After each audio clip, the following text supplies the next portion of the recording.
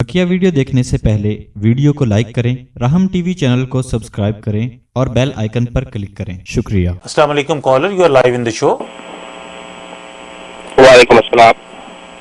जी अस्सलाम वालेकुम जनाब। जी हजरत साहब से मुझे ये सवाल पूछना था कि जो फैमिलीज हैं जो ट्रबल रिलेशंस में है, तो हजरत मुफ्ती साहब इसमें अक्सर ये भी देखा गया है कि कोई एक पार्टनर बहुत ज्यादा कंट्रोलिंग होता है दूसरे पर, तो उसमें दूसरे की जिंदगी एक्सीडेंट की हुई होती है। तो कभी मर्द ऐसा होता है या कभी बीवी ऐसी होती है, तो इसमें क्या हिदायत है इस्लाम की, और हम उनको कैसे काउंसलिंग करें या वो खुद कैसे इस बात को समझें कि कितनी हद है कंट्रोल करने की दूसरे पार्टनर को, तो इसकी जरा रहनुमाई फरमा दें। बहुत खूबसूरत सवाल है, थैंक यू सो मच। मुफ्ती साहब, कंट्रोल करने की इजाजत है कि नहीं है, और कितना काबू में रखना चाहिए? यानी मर्द को कितना काबू में रखना चाहिए औरत को, या औरत, बाज़ का तो औरतें भी बड़ी डोमिनेंट होती हैं, औरत को कितनी इजाजत है कि वो मर्द के ख्यालात पे, उसके एक्शंस पे, उसकी सारी जिंदगी पे काबू करने की कोशिश करे? बहुत अच्छा आपने पॉइंट उठाया। असल में बात यह कि ये बिल्कुल आपने बिल्कुल फितरी बात की है कि बाज़ दफ़ा मर्द कंट्रोलिंग होता है, बाज़ दफ़ा औरत कंट्रोलिंग होती है। तो कंट्रोलिंग होना कोई ऐप की बात नहीं है, कंट्रोलिंग ऐप की बात नहीं है, बिल्कुल कंट्रोलिंग हो सकता है।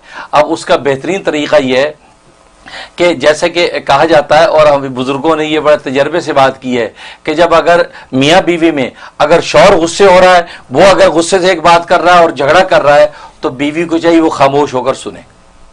बीवी अगर जो गुस्से में तपी हुई है और वो जो तू मैं कर रही है, शौहर को चाहिए वो चुप हो जाए, खामोश। क्योंकि कंट्रोलिंग, जो बंदा अपनी कंट्रोलिंग कैफियत को अगर वो अडॉप्ट करना चाहता है, तो उसको तस्कीन तब मिलेगी जब सामने की चीज कंट्रोल में आ जाए। अब अगर सामने की चीज कंट्रोल में नहीं आती, वो भी आगे से आग हो गई, तो दो आगे जब आपस में टकराएंगी तो तीसरी आग पैदा होती है। तो लिहाजा उसका अक्लमंदाना फैसला ये, इसे हकीमुल उम्मत मुजद्दिद मिल्लत मौलाना अशरफ अली थानवी रहमतुल्लाह ताला फरमाते हैं कि जो अक्लमंद शौहर होता है वो घर में कभी झगड़ा नहीं होने देता, घर में अमन रखता है, घर में प्यार मोहब्बत का माहौल रखता है, लेकिन शर्त अक्लमंद शौहर हो। तो अक्लमंदी यह है कि जब उसकी बीवी उसके ऊपर तपी है तो खामोश होकर सुन, चुप, कुछ ना बोले। वो कितनी देर बोलेगी, आखिर चुप हो जाएगी। अब तहमुल से कहे भली मानस, तुम एम गुस्से हो रही हो, वो असल में बात यूं नहीं यूं थी, ओह अच्छा अच्छा सॉरी मुझे नहीं पता।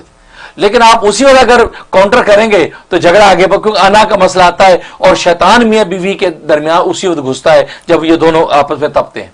अगर शौहर गुस्से है तो बीवी की चाहिए चुप हो जाए, चुप करके सुने। जब अच्छी तरह उसे गुस्सा निकाल लिया, अब उसके बाद क्या कि आप बिला वजह नाराज हो रहे हैं, मैं तो इतनी सी बात की थी, मेरा मकसद ये नहीं था कि मैं आपको कोई ये इंसल्ट करूं या आपके मेहमान को चाय ना दूं, ये मेरा मकसद ये था, ये था, वो था। ओह अच्छा अच्छा सॉरी, कोई बात नहीं। ये एक ऐसा तजर्बा बुजुर्गों का है कि जिन फैमिलियों ने इसको इख्तियार किया है वो आज भी सुकून और अमन के साथ रहते हैं और कभी किसी को कोई शिकायत पैदा नहीं हुई। तो इसलिए ऐसी सूरत हाल पेश आ जाए तो बिल्कुल ये करें। और दूसरी बात है कि जैसे मलक नदीम साहब ने कहा कि कितना कंट्रोल करें, तो वो तो नबी पाक सल्लल्लाहु अलैहि वसल्लम फरमाया कि बीवी अपनी अदाओं से और अपनी कशी से इतना कंट्रोल करे शौहर को कि शौहर जब घर से निकले तो उसको मुस्कुराता देख के जाए, उसकी अदाएं उसके दिमाग में घूमती हों, सारे दिन उसके ख्याल में वक्त गुजरे, वापस आए तो बेकरार होकर बीवी को देखे और बीवी उसको ऐसे अंदाज से, ऐसी अदा से देखे कि उसको खुश कर दे। फरमाया इतना कंट्रोल करे। और आज बीवियों का हाल ये है कि जब शौहर ऑफिस जा रहा होता है तो बीवी बिस्तर में सो रही होती है, देखे मुझे बहुत नींद है, अब अल्लाह हाफिज आप जाइए, मुंह लटका होता है। नहीं, आप खुशी खुशी अपने आप को बना संवार के आप उसको रुखसत करें ताकि वो देखे, उसको जी खुश हो जाए। और फिर जब वापस आए तो इस्तेकबाल करें, इस हाल हुलिये में आप खड़ी हो कि वो देखते उसका जी खुश हो जाए। जबकि अमेरिका यूरोप में तो बाहर जाके क्या क्या देखता है? एक से एक जो है वो चेहरे मोहरे देख के आता है, और घर में आया और उसे सर बांधा हुआ है, मुंह लटका हुआ है, क्या हुआ, पैनाडॉल खा के सो रही हूं, नहीं, आप जरा अपने जबर करके उसके लिए इस्तिकबाल के लिए खड़े हों। तो इसलिए ये चीजें, और फिर अपने आप को बना सवार करके, बल्कि हदीस मुझे छोटी सी याद आ गई कि नबी पाक सल्लल्लाहु अलैहि वसल्लम, कंजुल उम्माल की हदीस है कि अपने लिए एक औरत के बारे में मालूमात करानी थी, तो जो वो साहबिया से कहा कि जाओ जाके उस औरत को देख के आओ। और सुनने की बात है कि उसमें नबी ने क्या कहा कि एक ये पता करो कि उसके मुंह की बू कैसी है, उससे करीब होकर जरा इस अंदाज से बात करना, उसके मुंह का पता चले मुंह से बू तो नहीं आ रही।